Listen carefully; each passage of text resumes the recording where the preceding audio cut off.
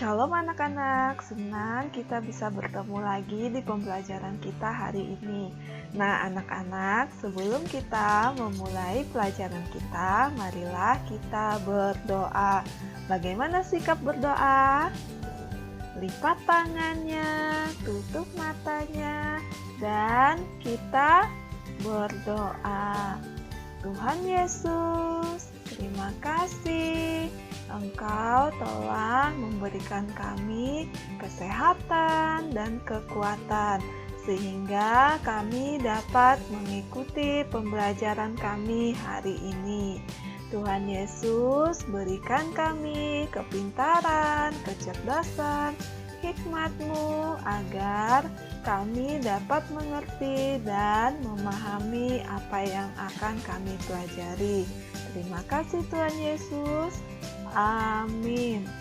Nah anak-anak, hari ini kita akan melanjutkan pembelajaran kita. Pada pembelajaran sebelumnya, kita telah membahas arti Allah Maha Hadir dan kita juga telah membahas kitab Mazmur, Kejadian, dan Mazmur 8. Nah, kita akan melanjutkan pembelajaran 1 dengan tema Sungguh Allah Maha Hadir. Bahan bacaan Alkitab kita, Kejadian 1 ayat 18 sampai 29, Mazmur 8 ayat 1 sampai 10, dan Mazmur 104 ayat 1 sampai 35. Nah, anak-anak, di pertemuan yang lalu kita telah membahas semua kitab bahan Alkitab kita hari ini. Nah, sekarang kita akan membahas tentang makna keterbatasan manusia. Nah, anak-anak, Allah hadir melalui ciptaannya dan manusia diminta untuk memelihara ciptaan Allah tersebut. Untuk itu, manusia diberi kuasa untuk memelihara ciptaan Allah. Tetapi, bukan berarti manusia bertindak sewenang-wenang. Sebagai manusia, kita harus bertanggung jawab atas ciptaan Allah tersebut. Nah, anak-anak, kita adalah ciptaan Allah yang istimewa. Kita diberikan akal budi untuk memelihara dan mengelola ciptaan Allah. Tetapi kita bukan manusia super yang bisa melakukan apapun juga. Nah, anak-anak, manusia dapat menciptakan sesuatu, tapi menciptakannya dari yang sudah ada. Sedangkan Allah menciptakan dari yang belum ada menjadi ada. Contohnya, manusia mungkin bisa menciptakan kursi dengan cara membuatnya dari kayu, memaku, mengecat, menjemur, dan menambah hiasan atau ukiran supaya kursi itu terlihat indah. Nah, anak-anak, semua yang dibutuhkan manusia untuk membuat kursi sudah tersedia. Akan tetapi, dapatkah manusia menciptakan pohon-pohon sebagai sumber kayunya? Tentu tidak, karena yang dapat manusia lakukan hanyalah sebatas menanam dan memelihara pohon-pohon itu. Sementara itu, pohon itu tumbuh hanya karena Allah sendiri yang bekerja. Allah menyediakan tanah atau sarana lain untuk pertumbuhannya. Allah juga menciptakan air, panas matahari, dan udara sebagai sumber kehidupan pohon itu. Nah, anak-anak, semua yang dibutuhkan manusia untuk membuat kursi sudah tersedia. Jadi, manusia hanya bisa menciptakan dari yang sudah ada.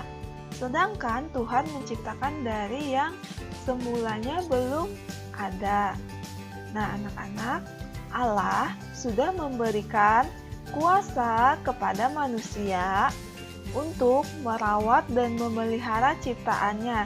Kita dapat melihatnya dalam Kejadian 1 ayat 28 sampai 29.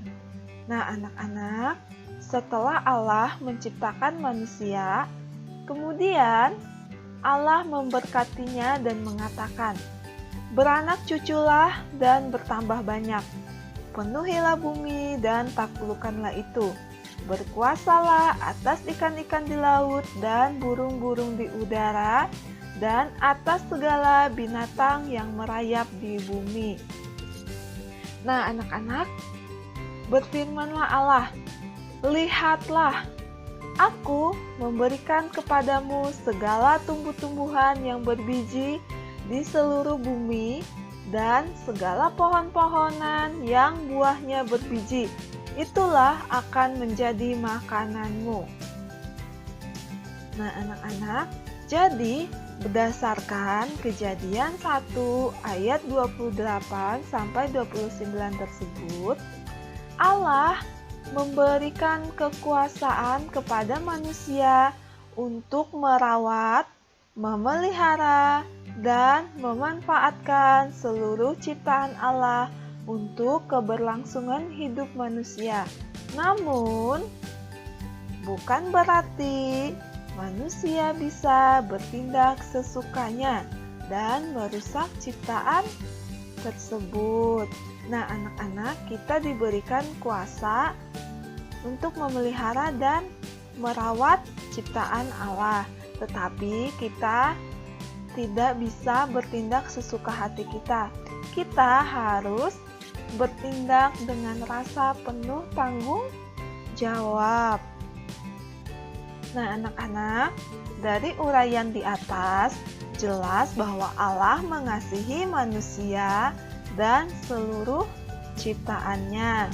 Manusia tidak bisa menciptakan manusia lain dari debu dan tanah serta menghidupkannya.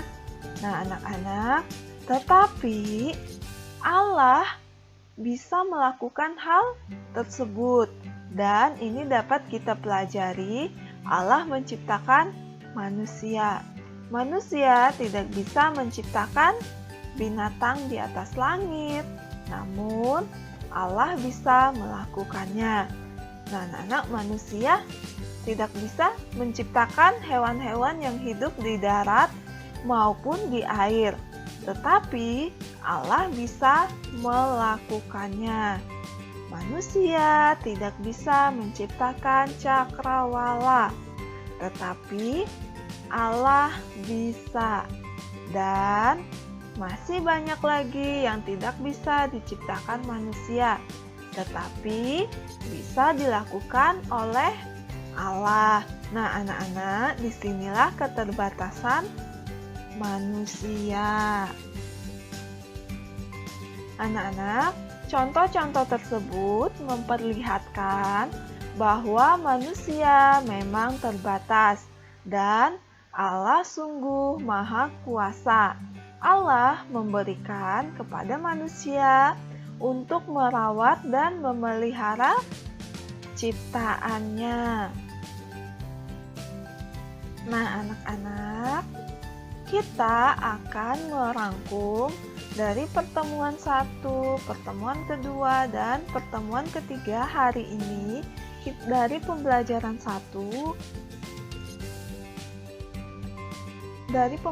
1, rangkumannya adalah Allah Maha Hadir. Nah, anak-anak, Allah hadir melalui ciptaannya, yaitu melalui alam semesta ini beserta dengan seluruh isinya. Nah, anak-anak, Allah mengasihi ciptaannya.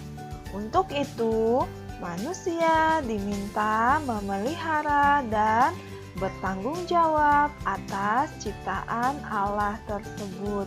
Nah, anak-anak, pertemuan kita hari ini sampai di sini dan kita akan melanjutkan pembelajaran kita di pertemuan yang berikutnya.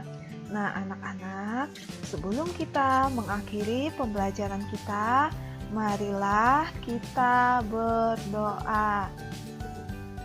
Ikutin doa ibu ya. Lipat tangannya dan tutup matanya, kita berdoa. Allah yang Maha Hadir, terima kasih untuk alam semesta beserta dengan segala isinya.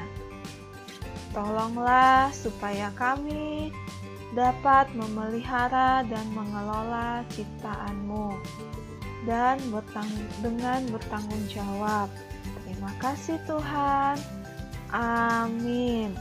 Nah, anak-anak, Shalom. Tuhan Yesus memberkatimu. Sampai jumpa di pertemuan